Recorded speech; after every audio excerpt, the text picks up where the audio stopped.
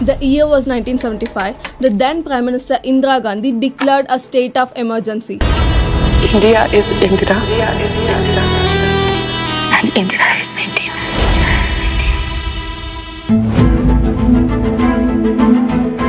Emergency, darkest phase of Indian democracy.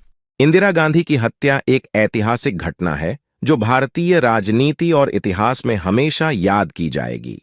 उनकी हत्या 31 अक्टूबर 1984 को हुई थी और यह घटना उस समय के भारत के राजनीतिक और सामाजिक परिवेश में एक महत्वपूर्ण मोड़ थी।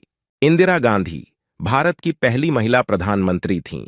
वह पंडित जवाहरलाल नेहरू की बेटी थीं और स्वतंत्रता संग्राम से प्रभावित होकर राजनीति में आईं। इंदिरा गांधी का भारत के राजनीतिक और सामाजिक परिदृश्य पर गहरा प्रभाव था। उन्होंने अपने जीवन काल में कई महत्वपूर्ण फैसले लिए, जिनमें 1971 में पाकिस्तान के साथ युद्ध और बांग्लादेश का निर्माण, बैंकों का राष्ट्रीयकरण और गरीबी हटाओ अभियान प्रमुख थे। हालांकि उनका कार्यकाल विवादों से भी भरा रहा। 1975 में उन्होंने आपातकाल लागू किया, जिसने उनकी छवि को धूमिल किया। इसके बाद 1980 में वह फिर से सत्ता में आईं, लेकिन उनके दूसरे कार्यकाल में भी कई समस्याएं उभरीं, जिनमें पंजाब में सिख अलगाववादी आंदोलन प्रमुख था।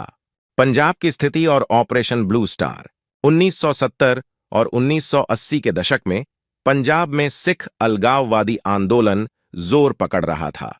इस आंदोलन का नेतृत्व संत जरनैल सिंह भिंडरावाले कर रहे थे, जो एक सिख धार्मिक नेता थे। भिंडरावाले ने भारत से पंजाब को एक स्वतंत्र राज्य खालिस्तान के रूप में अलग करने की मांग की। उनके समर्थकों ने हिंसक गतिविधियों को बढ़ावा दिया और आतंकवादी हमले किए, जिससे पंजाब में स्थिति बिगड़ती चली गई।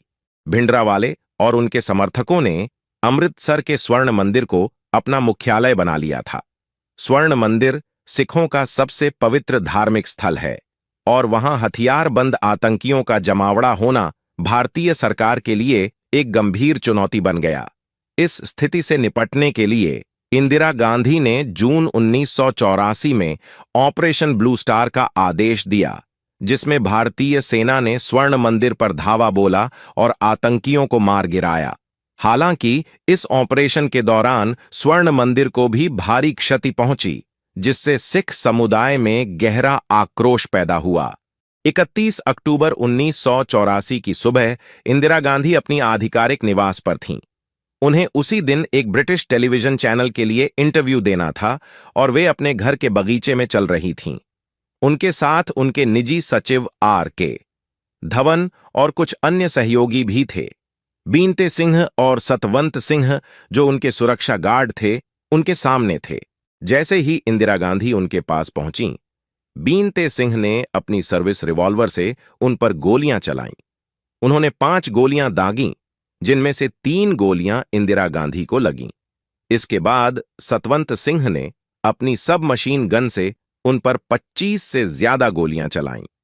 इंदिरा गांधी तुरंत जमीन पर गिर गईं। उन्हें तत्काल अखिल भारतीय आयुर्विज्ञान संस्थान AIIMS ले जाया गया, लेकिन अस्पताल पहुंचने से पहले ही उनकी मृत्यु हो गई थी। हत्या के बाद की स्थिति। इंदिरा गांधी की हत्या की खबर से पूरे देश में हड़कंप मच गया।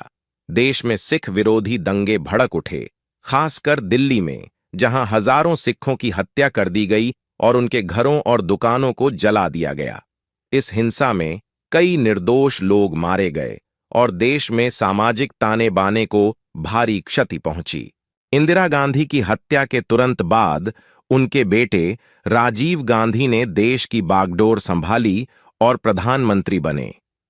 उन्होंने अपनी मां के अधूरे कार्यों को पूरा करने का प्रयास किया, लेकिन देश में फैली हिंसा और अस्थिरता ने उनकी सरकार के लिए कई चुनौतियां पैदा कीं। हत्यारों का मुकदमा और सजा। बीनते सिंह को घटनास्थल पर ही इंदिरा गांधी की सुरक्षा टीम ने गोली मार दी थी, जबकि सतवंत सिंह को गिरफ्तार कर लिया गया। उन पर हत्या का मुकदमा चला और 1989 में उन्हें फांसी की सजा दी गई। सतवंत सिंह के साथ एक और व्यक्ति कहर सिंह को भी साजिश में शामिल होने के आरोप में फांसी दी गई थी। निष्कर्ष, इंदिरा गांधी की हत्या न केवल एक व्यक्तिगत त्रासदी थी, बल्कि यह भारत के इतिहास का एक काला अध्याय भी था। उनकी मृत्यु ने देश में सिख विरोधी दंगों की आग को भड़काया, जिससे समाज में विभाजन और सांप्रदायिक हिंसा की स्थिति उत्पन्न हुई। इंदिरा गांधी के जीवन और उनकी हत्या की घटना ने भारतीय राजनीति और समाज को गहरे स्तर पर प्रभावित किया। उनकी हत्या ने यह स्पष्ट कर दिया कि सांप्रदायिकता और राजनीतिक हिंसा किसी भी देश के लिए कितनी घातक हो सकती है।